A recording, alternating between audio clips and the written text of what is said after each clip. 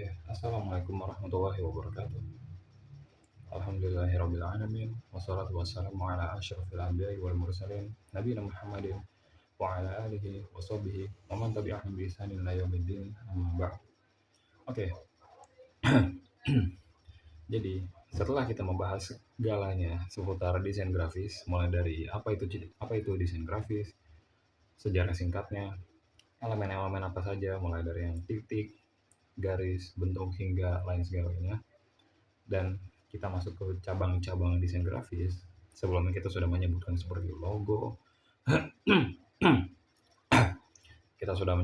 logo, brosur, infografis, poster, buku, dan lain sebagainya, dan juga motion graphic. Oke, sekarang kali ini kita akan membahas kita akan membahas seputar cabang desain grafis. Yang kita sekarang masuk ke cabang yang berikutnya, yaitu environmental graphic, atau lebih tepatnya ini itu lebih ke petunjuk arah atau mural. Ya kalian semua tahu lah apa itu petunjuk arah, apa rambu-rambu lalu lintas, terus lalu apa ya, kayak biasanya petunjuk arah ini dia tuh lebih simple saja, dia cuma sebatas simbol yang orang tuh bisa paham dengan melihatnya. Contoh seperti S dicoret, seperti P yang dicoret itu nggak boleh parkir.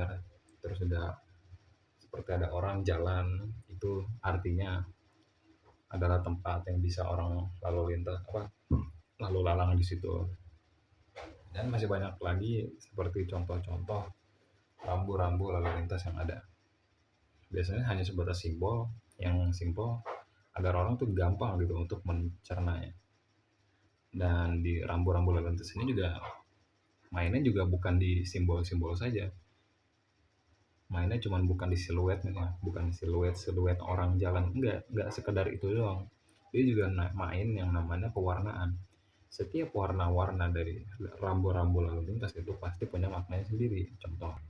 Contohnya warna merah untuk peringatan atau merah untuk larangan. Seperti jangan parkir, jangan belok ke kiri, jangan menyeberang dan lain sebagainya. Ya juga seperti jangan jalan di tempat orang jalan kaki gitu, jangan mengendarai motor di tempat jalan kaki. Itu kan biasanya orang Indo banyak tuh kan kayak gitu. Nah itu yang jadi masalahnya, orang tuh biasanya masih pada buta buat membaca rambu-rambu lalu lintas. Kenapa? Ya mereka punya mata, mereka bisa lihat rambu-rambu lalu lintas, cuman mereka tetap aja jalan di tempat orang, mereka tetap pakai pakai motor di tempat jalan kaki. Nah itu dia yang jadi masalahnya. Kadang rambu-rambu lalu lintas juga suka mesti aja diabaikan oleh masyarakat kita, makanya kita nggak tahu gimana nanti caranya.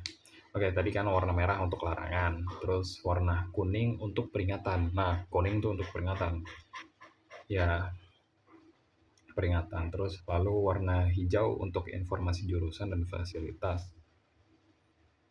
Lalu biru itu untuk perintah wajib, putih sebagai akhir dari sebuah larangan, dan coklat untuk petunjuk lokasi objek wisata atau kawasan khusus. Oke, saya juga kurang terlalu tahu untuk masalah rambu-rambu lalu lintas karena saya bukan ahli di bidang situ, dan juga nggak pernah terjun di bidangnya sama sekali. Oke, kita lanjut kepada cabang yang terakhir. Cabang yang terakhir kita akan bahas ini adalah cabang yang sampai sekarang kita pasti butuhkan. Apa itu? UI UX design. Ya, ini adalah cabang yang benar-benar powerful dari zaman ke zaman. Bukan dari zaman ke zaman, lebih tepatnya dari awal pertama kali komputer diciptakan.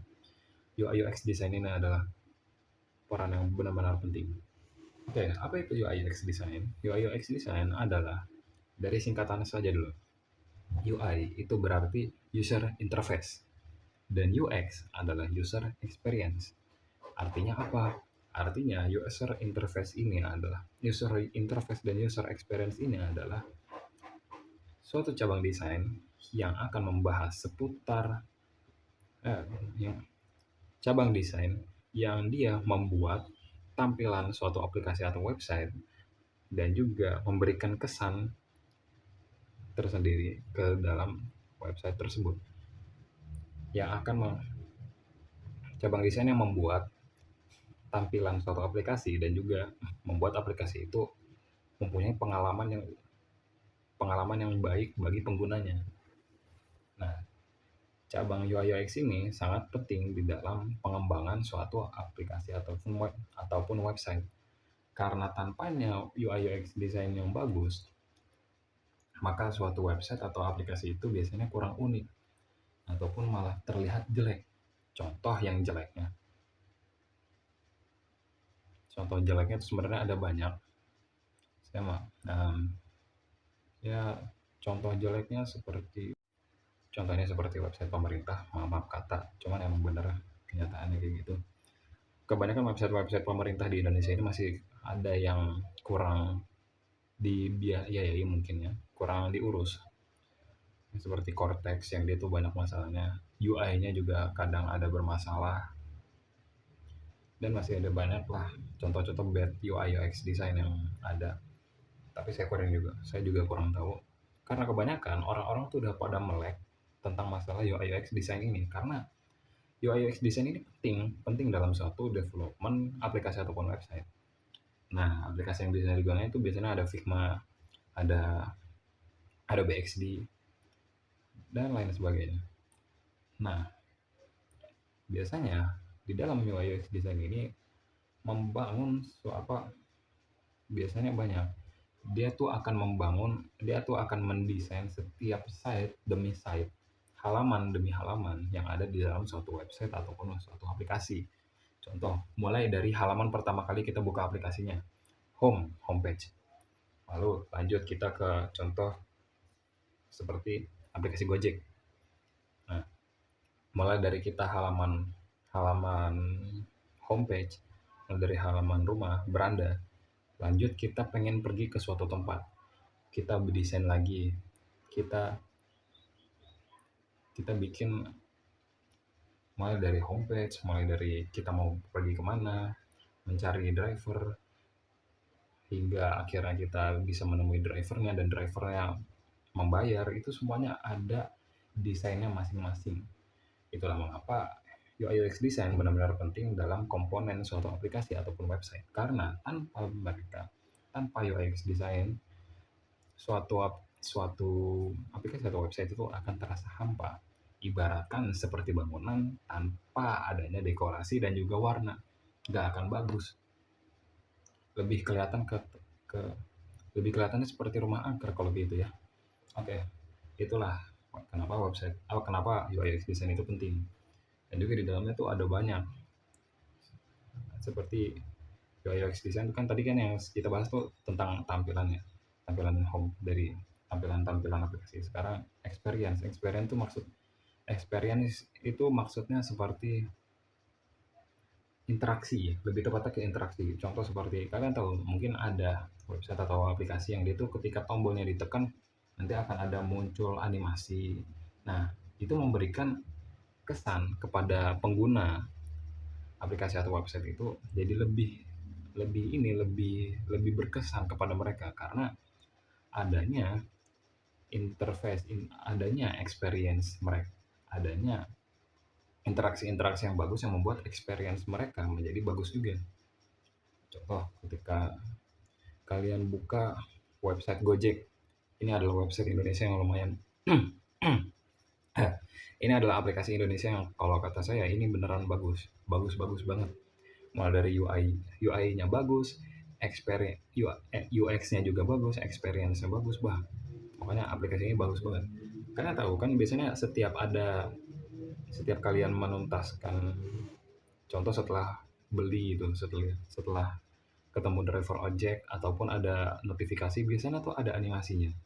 Nah, animasinya ini membuat kita menjadi lebih berkesan dengan aplikasi Gojek ini. Itulah kenapa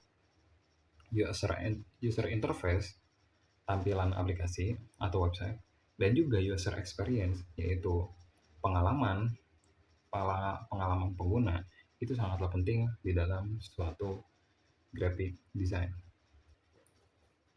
Ya kalian tahu sendiri lah, kalau misalnya UI UX nggak ada, mungkin kalian nggak akan pernah ngerasain yang namanya aplikasi bagus. Aplikasi itu mungkin akan berantakan semua, website-website jadul tuh. Oke, mungkin segitu saja, sekian dari saya.